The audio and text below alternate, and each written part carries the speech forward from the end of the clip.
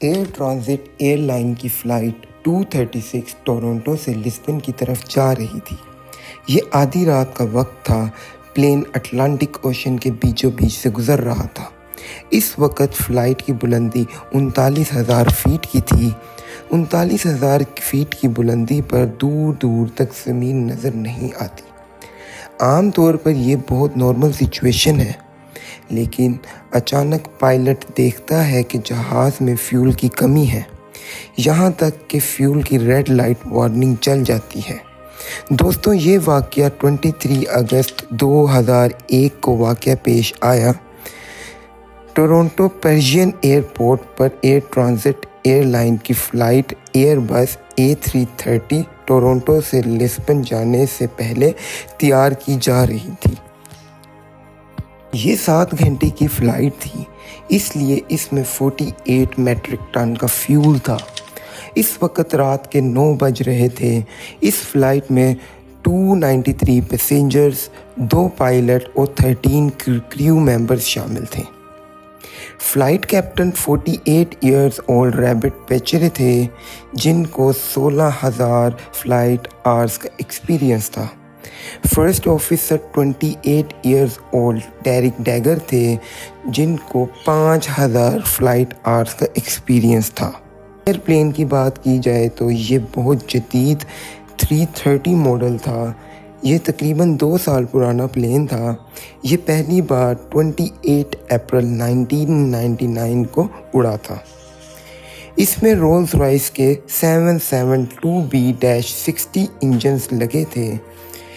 ना पायलट में कोई कमी थी, ना ही एयरप्लेन में कोई कमी थी। खैर, एयरप्लेन ने अपनी सिचुएशन संभाली और रनवे पर तेज़ी पकड़ी। फिर एयर ट्रैफिक कंट्रोल की इजाज़त से टेक ऑफ किया। प्लेन में 46.9 टन मेट्रिक फ्यूल था, जो रेगुलेशन से 4.5 टन ज़्यादा था। खैर, टेक ऑफ होने के बाद ज़्यादातर काम तो ऑटो पायलट करता है और पायलट सिर्फ मॉनिटरिंग और लोकेशन को एयर ट्रैफिक कंट्रोल को बताता है। रात काफ़ी हो गई थी और बहुत से लोग सो चुके थे। अब फ़्लाइट अटलांटिक ओशन के बीच में से गुजर रही थी। यहाँ तक तो सब कुछ नॉर्मल चल रहा था, लेकिन अचानक पायलट ने प्लेन के राइट इंजन यानी इंजन 2 में प्रॉब्लम महसूस की। इस वक्त रात के 1 बज रहे थे। हाई ऑयल प्रेशर, लो ऑयल क्वालिटी, लो ऑयल टेम्परेचर की नोटिफिकेशंस पायलट के सामने आ रही थी। ये नॉर्मल ना था। इस सिचुएशन में पायलट फ़्लाइट्स मैनुअल में इसका हल देखते हैं। जैसे जैसे जहाज़ आगे बढ़ता है, ऑयल टेम्परेचर को बढ़ना चाहिए, लेकिन इस सिचुएशन में ऑयल टेम्परेचर लो हो रहा था। फिर पायलट ने कनाडा में मौजूद इस जहाज़ के मैन्युफैक्चरर से इस एरर के बारे में पूछा, लेकिन इनको भी इसकी समझ न आई। ये ज़्यादा परेशान कुन बात ना थी, क्योंकि जहाज़ एक इंजन से भी फ्लाई कर सकता है। लेकिन ठीक आधे घंटे बाद एक और एरर सामने आता है। ये एरर फ्यूल से रिलेटेड नहीं था, जबकि ये इंजन से रिलेटेड था। हमेशा प्लेन के दोनों विंग्स में फ्यूल बैलेंस होता है, लेकिन इस सिचुएशन में राइट विंग में फ्यूल ज़्यादा था। ये ज़्यादा बड़ा मसला नहीं था। कैप्टन ने क्रॉस फीड वाल्व खोल दिया। इससे दोनों विंग्स में फ्यूल बराबर हो गया। इस बात को तकरीबन 10 मिनट गुजरे थे कि पायलट को लो फ्यूल का मैसेज शो होने लगा। अब पायलट के पास दोनों विंग्स में भी फ्यूल लो था और पायलट के लिए ये बहुत मुश्किल सिचुएशन थी। अटलांटिक ओशन के बीचों बीच ना तो वापस जाया जा सकता था और ना ही लिस्बन एयरपोर्ट तक पहुंचा जा सकता था। पायलट के पास एक ही ऑप्शन थी, एज़रोज़ आइलैंड। ये आइलैंड पुर्तगाल की हदूद में आता है। वहाँ का एक एयरपोर्ट टर्सेरा नामी एयरपोर्ट था। पायलट ने सेंटा मारियो ATC से रब्ता किया। اور ایمرجنسی لینڈنگ کے بارے میں رن وے پرووائڈ کرنے کے لیے کہا۔ اس ٹائم پلین میں 7000 kg فیول موجود تھا۔ یہ دیکھنے میں تو بہت زیادہ فیول ہے، لیکن ایئر بس A380 کے لحاظ سے یہ صرف 6% فیول تھا۔ آخر فیول کم ہونے کی کیا وجہ تھی؟ ہر 5 منٹ بعد 1 ٹن فیول کم ہو رہا تھا۔ یہ بہت ان یوزول سی بات ہے، کیونکہ ایسا کبھی نہیں ہو سکتا۔ لیکن پائلٹ کو لگ رہا تھا کہ کہیں سے فیول لیک ہو رہا ہے۔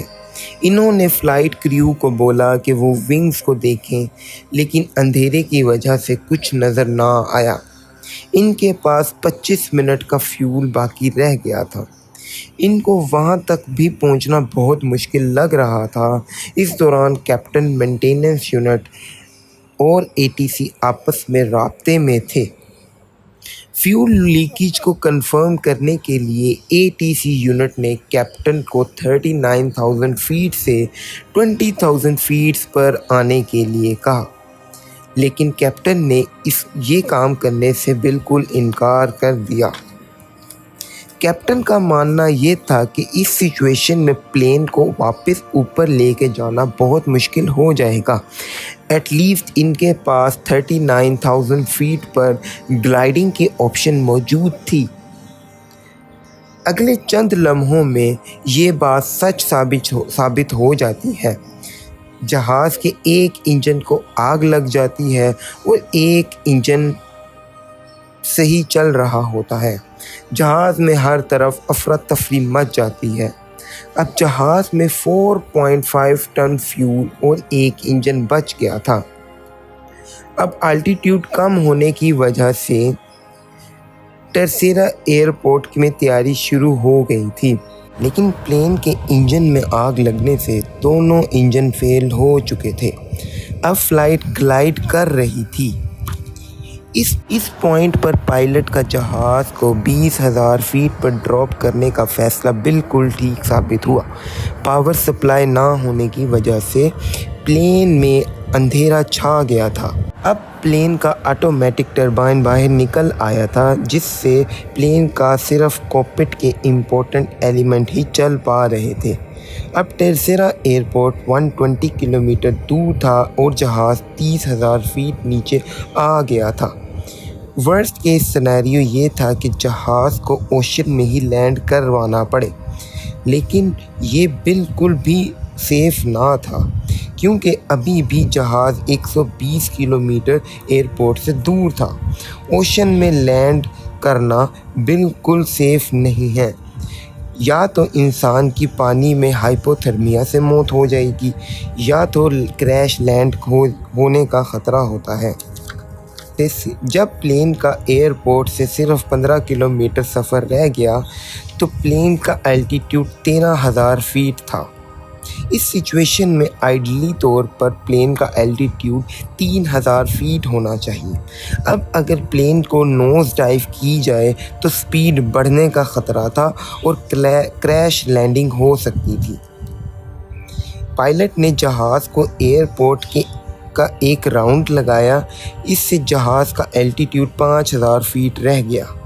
لینڈنگ کے لیے جہاز نے ایس لینڈنگ کی تکنیک کو اپنایا، جس سے الٹیٹیوڈ میں مزید کمی واقع پیش ہوئی۔ نارمل حالات میں فلیپس آن کیے جاتے ہیں اور انجن میں تھرسٹ کو بھی آن کیا جاتا ہے، لیکن ایسا نہیں ہو سکا کیونکہ پلین اپنی نارمل کنڈیشن میں نہیں تھا۔ آخر کار ایس لینڈنگ کے بعد بھی پلین کی سپیڈ بہت زیادہ تیز تھی، جس سے لینڈ ہوتے ساتھ ہی پلین کے 12 میں سے 8 ٹائر برسٹ ہو چکے تھے، لیکن وہ سکڈ کرتا ہوا بچ گیا۔